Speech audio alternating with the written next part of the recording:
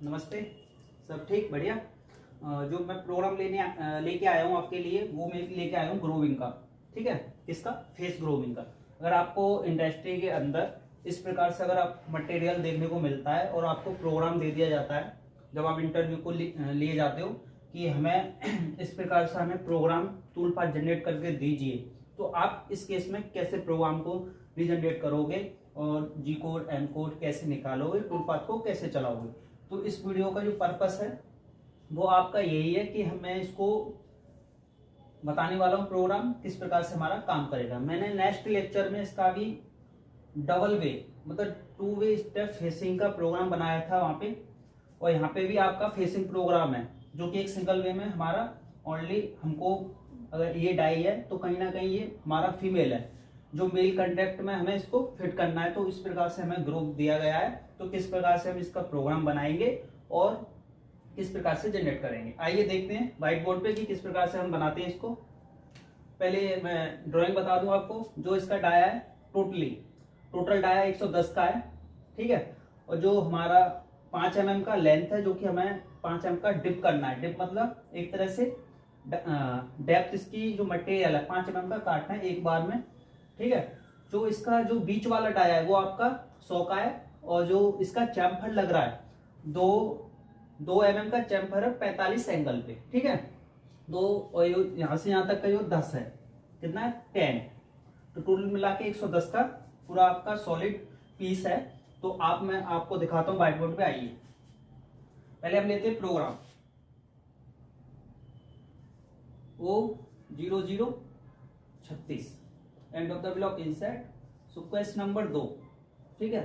तो यहाँ पे हम लेंगे G28 U 0.00 W 0.00, क्योंकि अगर कहीं हमारा मशीन है तो इस कोड को रीड करने के बाद वो अपनी होम पोजीशन पे पहुंच जाएगा। कहने का मतलब एक तरह से घर पे पहुंच जाएगा। होम पोजीशन ही बोलते हैं, रेफरेंस। हम रेफरेंस भी बोलते हैं, होम पोजीशन भी बोलते हैं कि इसको रीड करने के बाद आपका होम पोजीशन पहुंच जाएगा। यहाँ के बाद हम टूल सेलेक्शन करेंगे कि टूल 2 नंबर और ऑफसेट 2 नंबर, ठीक है। तो यहाँ इसके बाद कटिंग आप सरफेस कांस्टेंट स्पीड ले सकते हो, नहीं तो आप कटिंग स्पीड भी डाल सकते हो, वो आप पे डिपेंड करता है। और मैं आपको बताऊंगा कटिंग स्पीड कैसे डालते हैं, उसका एक टॉपिक पूरा लेके आऊंगा। कि जैसे हमारा कोई आरपीएम है, जब बड़ा आरपीएम जब बड़ा डाया से छोटे डाया की तरफ आता है तो उसका कितना आरपीएम बढ़ जाता है, और छोटे से बड़े की तरफ जाता है तो कितना आरपीएम बढ़ जाता है, ठीक है। G97 स्पेंडल 2000, ठीक है, मतलब 200 M03 end of the block inset. अब यहाँ पे हम लेंगे डाया कितना है 110 का, तो G0 डाया 112.00 Z2.00 end of the block. अब जो हमारा टूल है इस केस में यहाँ पे आके खड़ा हो जाएगा इससे 2 mm ऊपर और इससे भी 2 mm ऊपर, मतलब यहाँ पे आपका टूल आके खड़ा हो गया है। अब हमें कितना लाना है, अब हमारा ये लाना है डाया कितना 100 पर, डाया 100.00। अब डाया 100 आ गया। अब हमें यहां से लगाना G01 Z0.2, अब फिर डाल दो F0.01 की, फिर डाल दी। अब हमारा जो टूल है वो यहाँ पे आके माइनर इसके मतलब कि 200 माइक्रोन पीछे की तरफ आपका बिल्कुल खड़ा हो जाएगा, ठीक है। अब आपका टूल हमारा यहाँ आ गया है। अब हमें कितना चाहिए, अब हमें 5 mm गहराई चाहिए, मतलब डेप्थ चाहिए। तो Z माइनस के 5 mm.00 फीड F0.01 ले लीजिए आप। यहाँ पे हमारा जो टूल है वो हमारा कट लगा दिया है 5 mm का। अब हमें इसका ऊपर लेना है, तो Z0. या तो 1 mm ले लो या 0.5 ले लो, ठीक है। ये डिफॉल्ट यहाँ से अपना फीड रीड कर लेगा, आ गया। अब हमारा कितना है 100, इधर कितना है 2 mm का चैम्फर है, तो 2 mm ऊपर की ओर ले जाएंगे तो कितना आएगा हमारा डाया 102, कितना dia 102 feed F0.5 end of the block inset, ठीक है। अब डाया हमारा 102 पे आ गया है। 102 पे आने के बाद जो हमारा एंगल बनेगा, यहाँ मैं एंगल बता देता हूँ आपको, जो हमारा एंगल होगा वो कितना होगा। इस केस में देखिए, अगर यहाँ से चैम्फर लग रहा है तो ये जो कोऑर्डिनेट है, जो इसका चतुर्थांश है, वो एक तरह से नेगेटिव में जा रहा है, तो 90 और ये 45, ठीक है। तो माइनस के 90 और माइनस के 45, टोटल कितना हुआ, माइनस के 135, कितना हुआ एंगल आपका, कितना निकला 135। तो यहाँ पे डालेंगे हम एंगल 135.0, और जो डाया है अपना वो 100 है, कितना 100.0, और फील्ड f0.02 का। अब जो टूल है हमारा यहाँ पे, इसको जैसे ही रीड करेगा वो आपका टूल यहाँ पे आ जाएगा, कटिंग काटते हुए इस पॉइंट पे आपको टूल खड़ा हो जाएगा, ठीक है। अब हमें क्या है, ऊपर लेना है, कितना लेना है, Z